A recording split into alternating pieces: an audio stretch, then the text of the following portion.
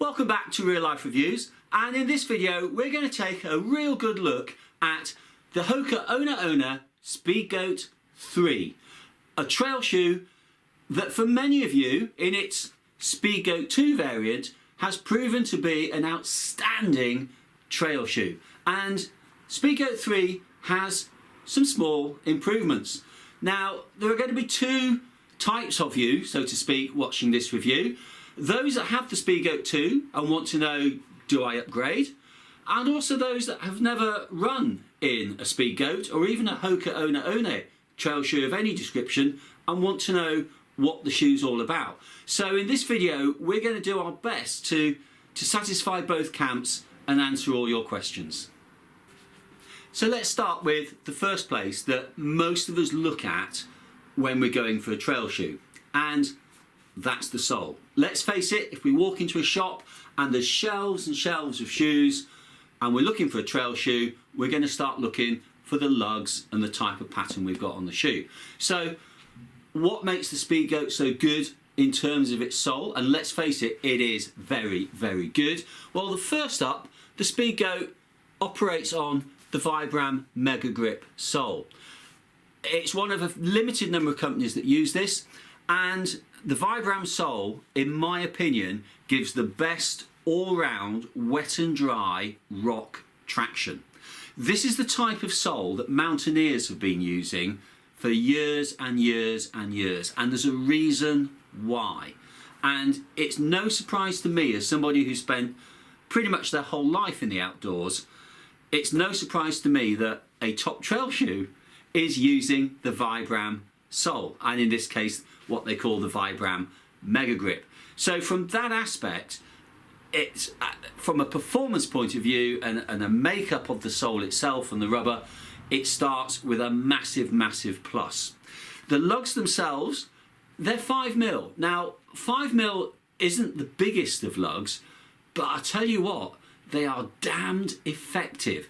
And if you look at the variable pattern, and what you will see is it's very similar to pretty much any decent trail shoe, in that the lugs in the forefoot are in a position that they will give you grip when you're climbing, when you're going uphill. The lugs in the rear are in a position that will help you grip going down. And then there's a bit of a variable pattern in the middle, and you're getting bits of grip that are stopping you from an incline going sideways and so on. That's all well and good, and allied to the Vibram sole, this grip pattern is excellent.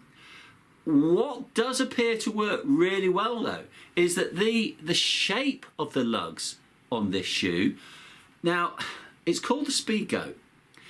You may well know that it's called the Speedgoat after a guy called Karl Meltzer, who was known as the Speedgoat, a guy with many 100k ultramarathon wins under his belt. But there's another little sort of link here, and that is that these grips, when you're going uphill, what tends to happen is they almost act like the claw-like features of a goat. So they seem to grip onto the dirt or the rock and tighten their grip, which gives you a better grip. And then conversely, on the rear, when you're going down and you've got the push against them, they tend to splay a little, which gives you a little bit more braking and stability on the way down. I could be reading far too much into this, but I am so impressed with this sole.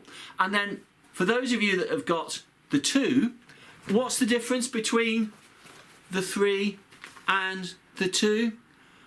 Do you know what? Absolutely, I wouldn't quite say nothing, but it's damn difficult to find anything that is different whatsoever. They are, and size for size, they are the same.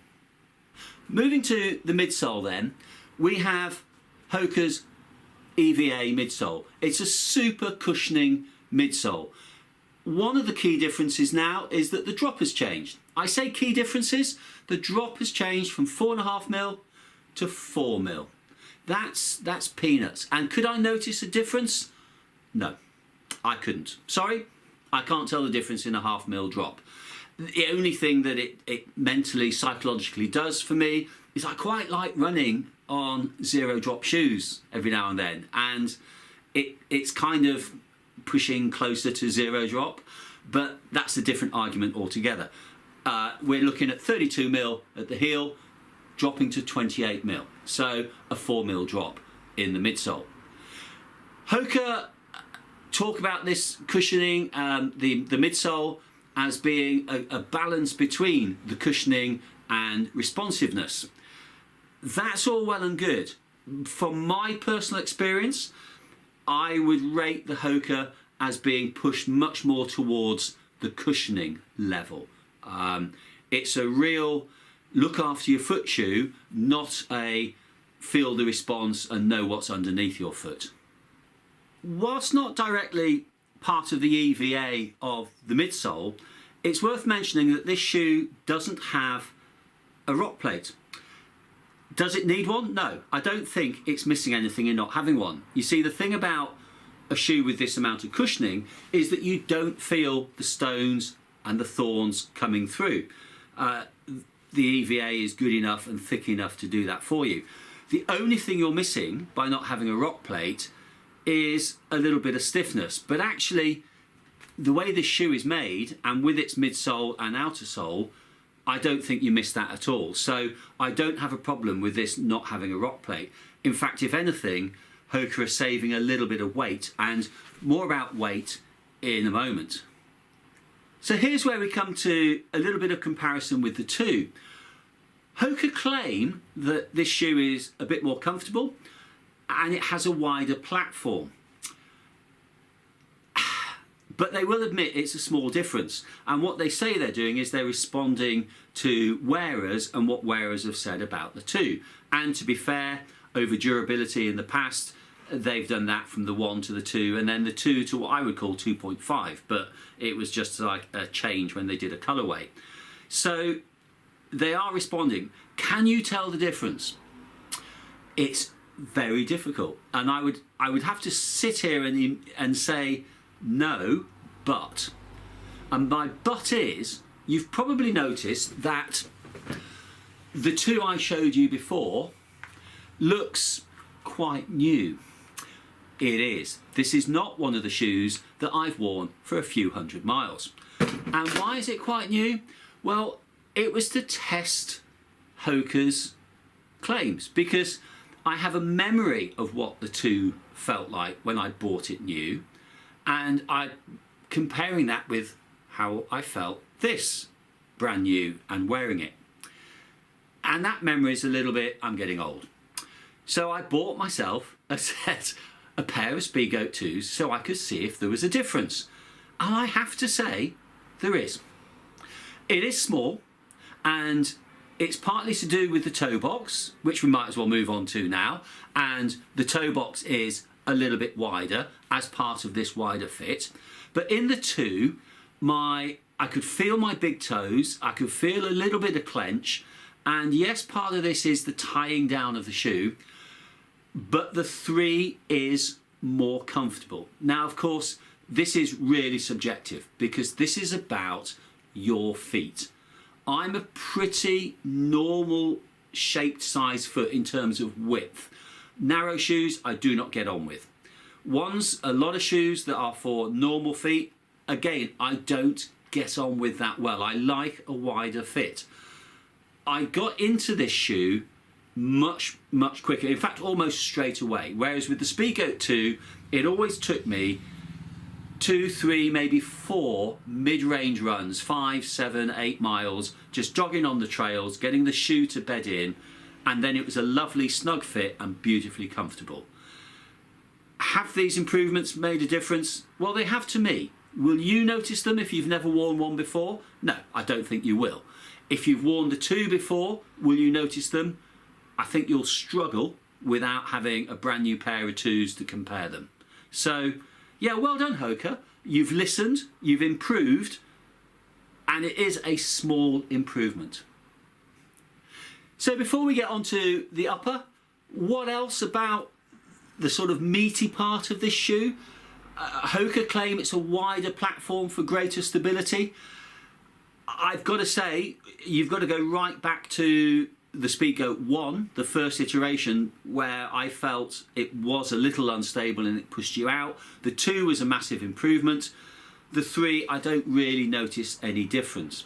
There is definitely no difference in terms of width stability on the sole. And if you put the 2 shoes together and take shoe for shoe and put them next to each other, they are absolutely the same. The wider platform comes inside the shoe with the EVA midsole. It's got a heel pull, which is really useful for trail shoes for getting on and off, especially if you're on a bit of a holiday and you're camping or bunkhousing or something like that, and you're constantly getting wet and cold and so on. I like the heel pull. You could argue that someone doing Xterra type triathlons is going to like it as well in terms of changing their footwear. But that's really going well off course. This is a trail shoe. So let's move on to the top part. Hoka constantly talk about the improvements they've made in this shoe, and another one is heel support. If you are a Speedgoat 2 wearer, will you notice that difference?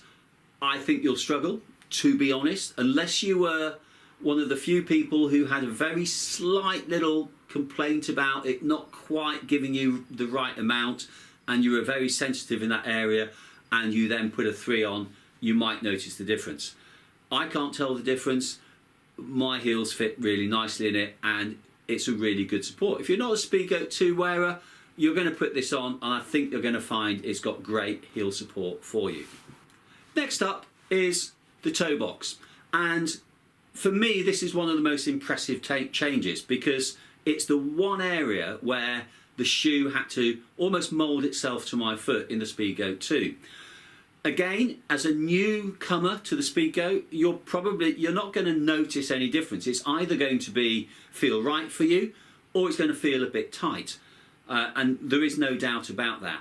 But if you're on that little borderline, then it's a very valuable improvement, and I for one appreciate it. Then we come to lacing the shoe up and some of the changes here, and what we have is we have an increase in, we have these TPU overlays that come up to the tie points, and they do help increase the foothold. But the biggie here are where these what look like little red tags on the inside and the outside, which offer a point over the top of your foot. It's a bit like a seatbelt system, and when you tighten it up, it really does give you a lock-in. Let me show you. Let's have a little peek just down there. So this little improvement works tremendously well. So when I'm tightening my laces and just getting ready, when I come to this little red seatbelt one and just tighten those, you can see there they pull down and lock in really, really nicely, and they're giving me a real seatbelt type sensation. And I think that is such a simple yet effective improvement to the shoe. It's brilliant. Staying high up on the shoe, the next little change to bring out is the tongue, and everything's about small changes here, and the tongue is actually wider. Now if you had the Goat 2, let me try and you'll see how dexterous I am or not. There's a Goat 2 tongue, and there's the Goat 3. Let me just try and hoik that up a little bit more, see if we can straighten him out for you. And the Goat 3 is a reasonable amount wider. In terms of cushioning, does it feel slightly more cushioned? I don't think there's a major difference there at all. But that width gives it a little bit more of a fold down. The tongue is still not gusseted, and if you like a gusseted tongue or you want that security, then I can't say any more. It's not gusseted. However, the tie downs, I've never had a problem with ingress of sand, grit or anything like that getting into the shoe. So yeah, small improvement in the tongue. And one other little thing about the tongue, it's now got a suede type tough cover over the top, so If you feel and don't like the feel of laces coming through the tongue and against the top of your foot, that's not going to happen anymore. In summary then, the Speedgoat 3. Hoka have made quite a few subtle changes over the Speedgoat 2, and I've got to say, I like them. I think Hoka have done a really good job. I've also got to say that it suits my foot. So the changes they've made, if I had asked Hoka to make a few changes to the Speedgoat 2 for me, then they've made them in this shoe. I might even have wanted them to make a little wider toe box, but there we go. So this is a shoe that's designed, and I don't think I'm speaking too far out of turn here, Hoka. I would say this shoe is an ideal shoe for something like UTMB. So you're looking at European ultra marathon, big single day long races with lots of incline, lots of decline, potential for massive variable weather. So from wet to dry, slippy rock, dry rock, sand, gravel, mud, grass, you name it. This is a shoe that is going to cope with that distance. It's going to lock your foot in, it's going to give you a fantastic grip, and it's going to give you excellent, excellent cushioning. What a great shoe. Got to caution you though, because this is a fair review. This shoe is not for somebody with a wide foot. So if you know you have a wide foot, don't go out and spend £125, which is the recommended retail price at the moment. Don't go out and spend £125. Definitely find somewhere where you can try one on first. The other person this shoe's not for is for somebody who likes the minimalist sole and likes the feel. It's not going to be for you. You're not going to get that same feel. You're going to get a stable, cushioned feel. And if that's what you like, it's absolutely brilliant. So, yeah, I think Hoka have done a great job in creating the Speedgoat 3. Simple as. And a final little word on weight. I did say earlier that I would mention it. Hoka talk about this being roughly 20 grams heavier than the previous iteration. Well, I measured this at 288 grams. The previous one at 271. So that's a 17 gram difference. That's not very noticeable to me. It's also under 290 grams still at size 8. And that's in my magic window of being, having the build and the quality to cope with being out on the trails for a long day, but also not too heavy that it's going to mal affect my running. So I don't have a problem with the weight of this shoe. It is still lighter than many good trail shoes. If you've enjoyed this review, please give us a thumbs up and share with your friends. If you would like to buy any of the products that we feature on this channel, then we've got a link to Wiggle in the description down below, and also on our website we have links to other affiliates, and you can get some great deals by going through these links.